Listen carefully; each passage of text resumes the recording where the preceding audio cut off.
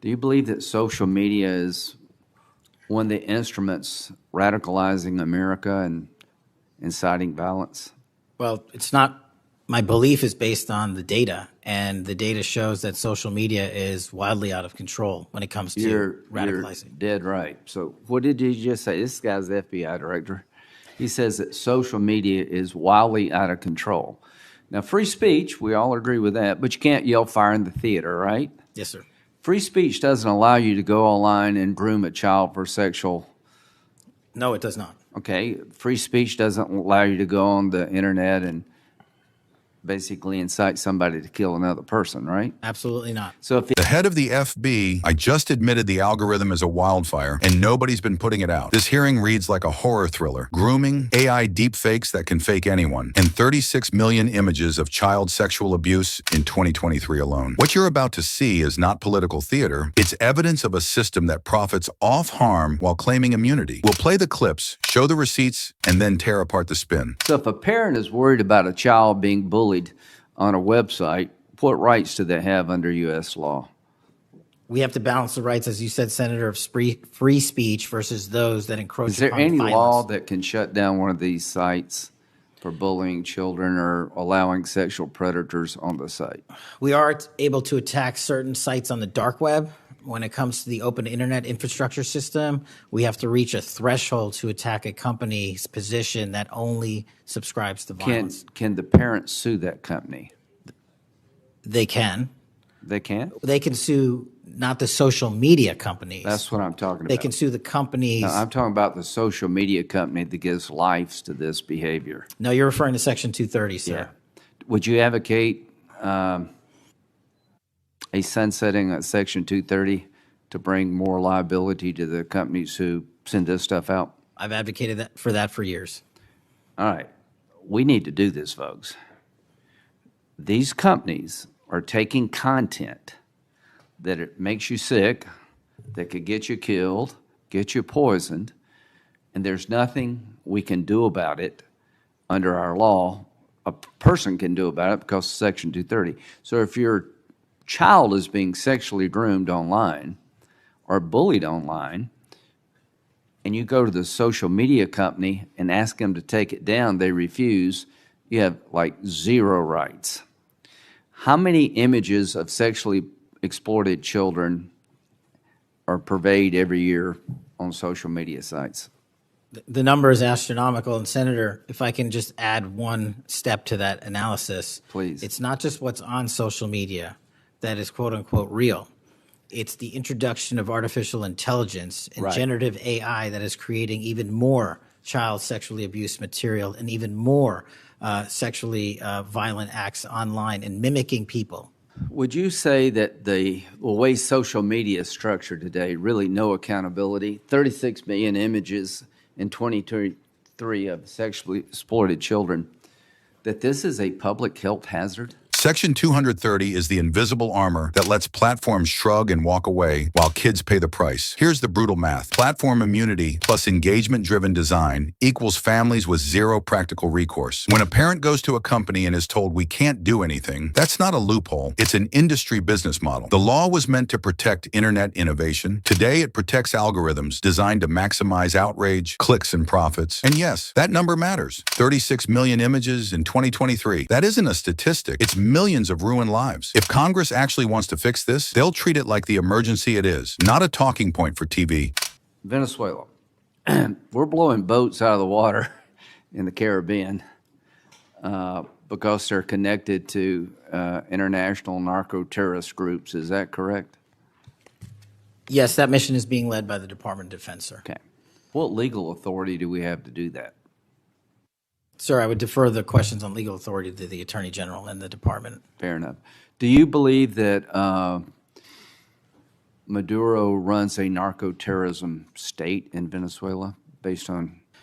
I believe based on the intelligence and prosecutions and investigations we are currently running, a large portion of the cocaine that exits out of South America, its origination point is in Venezuela, and using transshipment points through Haiti, they're using the navigable waterways in the Caribbean to the end state delivery, which is the United States of America, and we will hunt down every single one of those narco traffickers with the authorities. There's some actual indictments of Maduro as an individual for being involved in that. Is that correct? Senator, I think you're referring to the DEA indictment on that one. Right. So I guess the point is, would it be fair to say that Venezuela is a good candidate to be labeled as a state sponsor of terrorism under U.S. law? Senator, from my perch, we will provide the intelligence necessary for anyone who meets the threshold to be a state sponsor of terrorism, and this administration has I expanded think it. they are, so we'll be going down that road. China, on a scale of 1 to 10, 1 being nothing, 10 being great, how is China helping with the fentanyl problem here in the United States? Under this administration, we have taken, as I highlighted the Cincinnati case, the precursors are the problem. The fentanyl is the end state that kills American citizens. Well, the precursors are made in China, right? They're made in China. And so for the first time in a decade, I had a call with my counterpart in the MPS, the Ministry of Public Services, to attack the precursor chemical companies and have those chemicals Is it labeled. too early to rate the success? We have indicted multiple businesses in China. We've also cut off the transshipment points of those precursors. They switched. Once we got on their track about their delivery routes to the Mexican drug cartels directly, they started going to India. We called the Indian authorities, and they shut down those transshipment points. So we're continuing to work with our So partners China overseas. is helping, would you say? They are starting to help, and we are hoping, under this administration's leadership, we can get more of Let their me help. know, in the coming months if that continues, because if they are helping, that's a good thing. Yes, I sir. think we need to celebrate the breakthrough. If they're not, that would be a bad thing.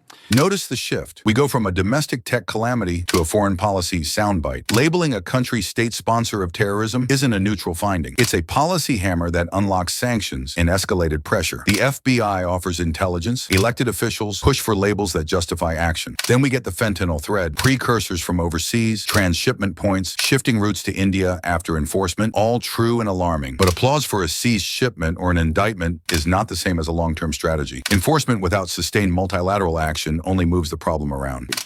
When it comes to John Bolton, was there new evidence involved in the raid on his home?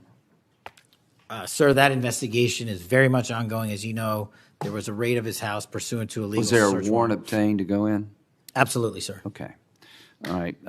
We're looking to have that search warrant unsealed at the Yeah, appropriate I time. think that would be good, quite frankly. In December 2023, Director Wray said he sees blinking lights everywhere regarding to foreign terrorist threats against our homeland. How would you characterize the state of threats to our homeland by foreign terrorist groups? Foreign terrorist organizations have adapted and started utilizing online platforms, and so is the FBI. And so while they are adapting and expanding how they harm our country, we have as well. They have not stopped. There's been a resurgence in places like West Africa and elsewhere of foreign terrorist organizations, and also the newly emboldened drug trafficking organizations in Mexico. It's going to take a whole of government approach to get. Does Hezbollah fall within that group? Yes, sir. So Hezbollah is involved in not only terrorism, but narco-terrorism? Yes, sir. So do you consider Hezbollah a threat to the United States? Absolutely.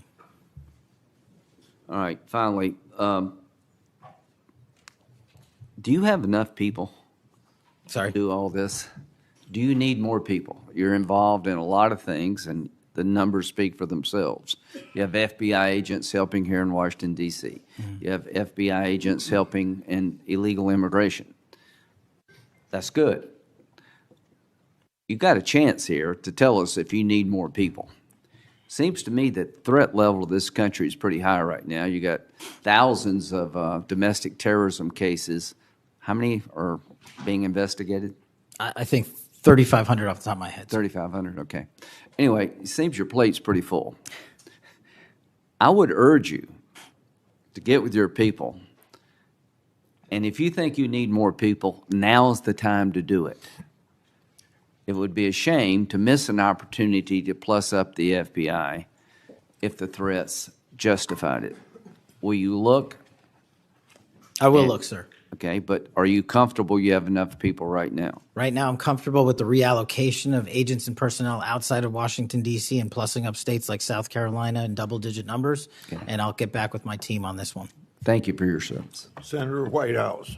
And there it is, investigations, global threats, and the familiar final act. A polite pitch for more agents and more funding. That can be the right answer if paired with clear oversight and limits. But too often, more resources comes without the safeguards we need to protect civil liberties and prevent mission creep. This hearing gave us hard warnings. Social platforms out of control, AI-enabled abuse, narco-terrorism, shifting supply chains, but it did not deliver systemic solutions. Want us to deep dive Section 230 AICSAM policy or the fentanyl supply chain next? Comment which thread you want us to pull. Like, subscribe, and we'll bring receipts and follow-ups.